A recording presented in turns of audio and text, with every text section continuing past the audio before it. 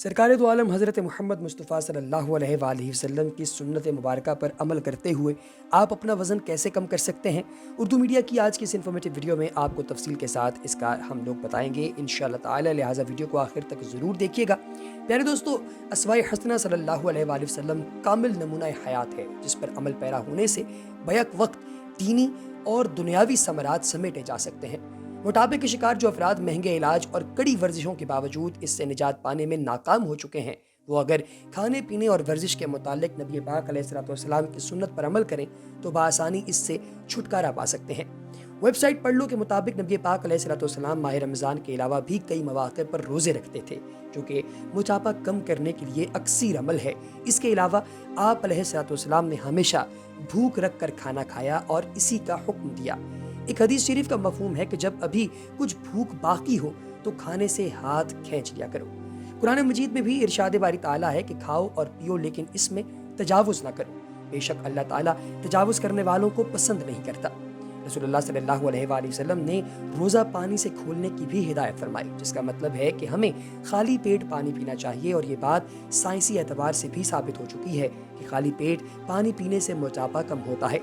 रसूल करीम सल्लल्लाहु अलैहि वसल्लम तेज़ कदमों के साथ चलते थे और ये ऐसा अमल है जो मोटापे से निजात में इंतहाई मददगार साबित होता है।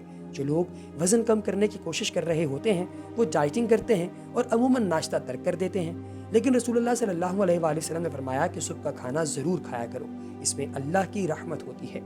प्यारे दोस्तों, आदमी को कभी नाश्ता जो है वो तर्क नहीं करना चाहिए। अगर हम इन सुन्नतों पर साबित कदमी के साथ अमल पैरा हों तो कुछ शक नहीं कि कुछ ही अरसे में हमें मोटापे से निजात मिल सकती है। दोस्तों, हदीस में आया है कि जब तक सेहत और तंदुरुस्ती और फुर्सत के औकात हासिल हैं, आदमी उन्हें गनीमत समझे, उनकी कदर करे। वो नहीं जानता कि कब सेहत जवाब दे जाए और कब लम्हाते फुर्सत उससे छीन लिए जाएं। दोस्तों, कहा जाता है कि इंसान को बहुत से नेक काम करने चाहिए। सही सनद से हज़रत अब्दुल्ला बिन अब्बास रज़ी अल्लाह ताला अन्हु की रिवायत है कि नबी पाक अलैहिस्सलाम ने एक शख्स को नसीहत की, फरमाया पांच चीज़ों की आमद से पहले गनीमत समझो। अपनी जवानी को बुढ़ापे से पहले, सेहत को मर्ज से पहले, दौलत और तवंगरी को फ़क्र व एहतियाज से पहले, फुर्सत को मशगूलियत से पहले और ज़िंदगी को मौत से पहले। हदीस में गनीमत का लफ्ज़ इस हकीकत की तरफ मुतवज्जे करता है कि ये नेमतें इंसान को सही और जद्दोजहद के बगैर मुफ्त में मिल गई हैं, इसीलिए वो इनकी कदर व कीमत महसूस नहीं करता।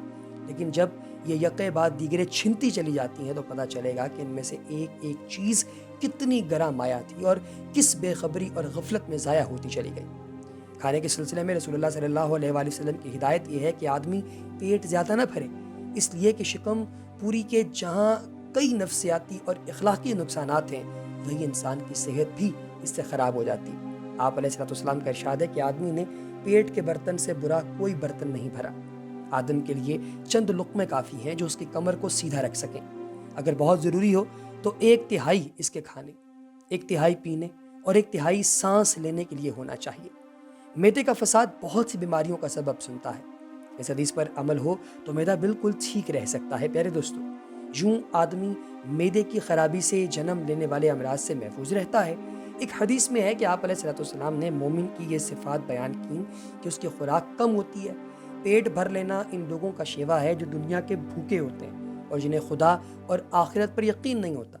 हज़रत अब्दुल्ला बिन उमर रज़ी अल्लाह ताला अन्हु, हज़रत जाबिर रज़ी अल्लाह ताला अन्हु और हज़रत अबू हुरैरा रज़ी अल्लाह ताला अन्हु की रिवायत है कि आप अलैहिस्सलाम ने फरमाया, मोमिन का खाना एक आंत में होता है और काफिर 7 आंतों में भरता है।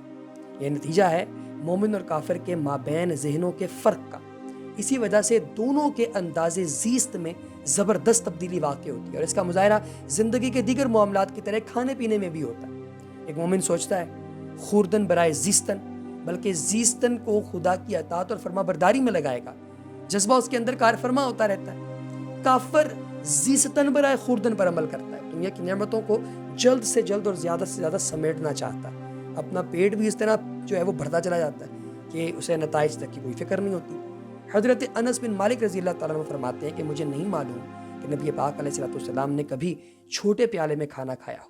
आप सल्लल्लाहु अलैहि वसल्लम के लिए कभी भी पतली और नरम व मुलायम रोटी तैयार की गई हो और आप अलैहिस्सलाम ने खाई हो, और आप सल्लल्लाहु अलैहि वसल्लम ने कभी ख्वान इस्तेमाल किया। हदीस के रावी हज़रत कतादा से सवाल किया गया था कि پھر کس چیز میں آپ علیہ الصلوۃ والسلام اور صحابہ کھانا کھاتے تھے؟ فرمایا دسترخوان پر۔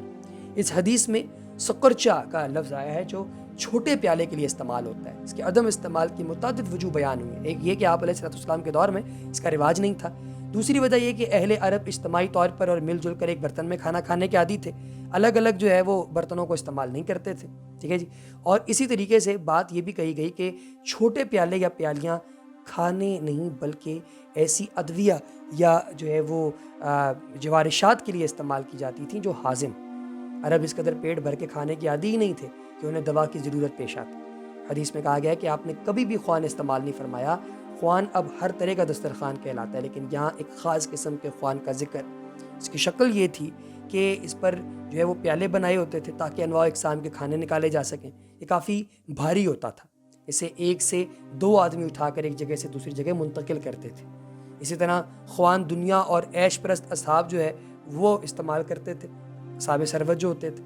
تو صحابہ جس طرح کی زندگی گزار رہے تھے اس میں کوئی گنجائش نہیں تھی کہ وہ اس طرح کی عیش و عشرت وغیرہ جو ہے وہ اسے اپناتے، لہٰذا ان کا خوان جو ہے وہ ڈیفرنٹ، یہ بات یاد رکھنی چاہیے۔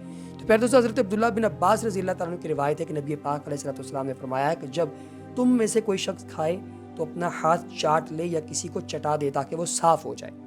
انگلیوں کو چٹانے کا مطلب یہ نہیں کہ جو بھی آدمی قریب ہو اسے اپنی جھوٹی انگلیاں جو ہیں وہ آپ چٹوانے کی کوشش کریں، بلکہ دوسرے کو اپنی جھوٹی انگلی اس وقت چٹائے جب اس سے قلبی تعلق ہو، جیسے اپنی اولاد یا بیوی یا کوئی ایسا فرد جو عقیدت اور محبت رکھتا ہو یا جس سے غیر معمولی بے تکلفی ہو اور جو اسے ناپسند نہ کرے۔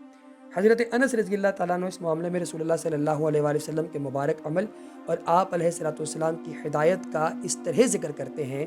رسول اللہ صلی اللہ علیہ وآلہ وسلم کھانا تناول فرماتے تو اپنی تینوں انگلیوں کو چوس کر صاف کر لیتے۔